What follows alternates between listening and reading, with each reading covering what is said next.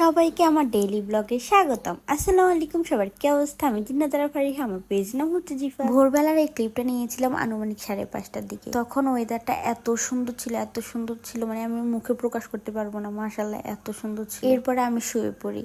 তারপর আমি ঘুম থেকে উঠি 9:30টার দিকে। উঠে আমার কাজগুলো স্টার্ট করে দিই। প্রথমে আমি গিয়ে মিরাবকে কোলে নিয়েছি, তারপর আমি বাসাটা ঝাড়ু দিছি, তারপর বসে যাই পেঁয়াজ, টমেটো, তারপর মরিচ এগুলা কাটতে। যাদের পেঁয়াজ কাটতে চোখ থেকে পানি বের হয় তাদের জন্য একটা টিপস হচ্ছে কি জানেন, পেঁয়াজের খোসাগুলা ফেলে দিয়ে পেঁয়াজগুলো টুকরা করে পানির মধ্যে ভিজিয়ে রাখলে চোখ জ্বালাতন খুবই কম করে। আমি এটা খেয়াল করছি, এটা আমার ক্ষেত্রে, এবার সবার ক্ষেত্রে হয় কিনা জানি না। তারপর পেঁয়াজু বানানোর জন্য ডাল বাটতেছিলাম। ডাল বাটার পর আমার দেবরকে গোসল করায়, তাকে তেল মালিশ করে তারপর আমিও গোসল টোসল করে নিয়ে কিছুক্ষণ রেস্ট নেওয়ার পর চলে গেলাম ছাদে। ছাদে যাওয়ার পরে জামা কাপড়গুলো ছিল ওইগুলো নিয়ে আসছি। এরপর দেখলাম যে আমাদের বাড়ি থেকে অনেকগুলো ইফতারি আইটেম পাঠানো হয়। সবগুলো ইফতারি আইটেম ছিল আমার অনেক বেশি পছন্দ। হয়তো কিছু আপু জানেন যে আমি বাইরের খাবার বা ভাজা পোড়া টাইপের খাবারগুলো অনেক বেশি পছন্দ করি, যদিও এগুলো অস্বাস্থ্যকর।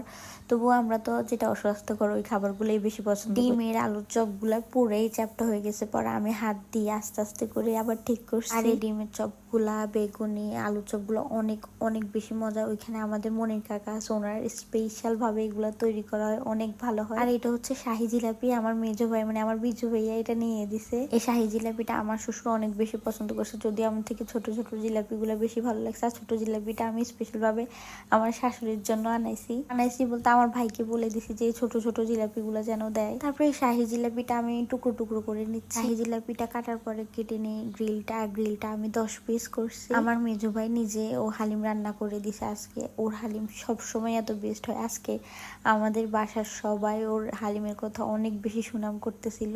আর ইফতারে যদি শরবত না হয় তাহলে হয়। আমি যে শরবত বানিয়ে নিতেছিলাম রিফাত আর আমার শ্বশুর আব্বুর জন্য আলাদাভাবে বানাচ্ছিলাম। শরবতে ইসুপগুলির ভুসি, তোকমা এগুলো দিয়েছি, কিন্তু আমি তো আবার এগুলা খাই না। এই যে আমার শ্বশুরের জন্য আলাদা প্লেটে সবকিছু নিয়ে নিচ্ছি। ইফতারির আগে আমি ফ্লোরে পাটি বিছিয়ে নিচ্ছি যেন সবাই মিলে একসাথে ইফতারি করতে পারি। আমরা সবাই মিলে একসাথে ইফতার করি। আমার শ্বশুর শুধু টেবিল চেয়ারে বসে ইফতার করে। এই যে আমি রিফাতকে সবগুলা ইফতারি আইটেম এনে দিচ্ছিলাম, সে এখন সবগুলা একসাথে মাখবে। আপনারা ইফতার কিভাবে করেন অবশ্যই কমেন্টে জানাবেন। আলাদা করেন নাকি সবাই একসাথে বসে ইফতার করেন?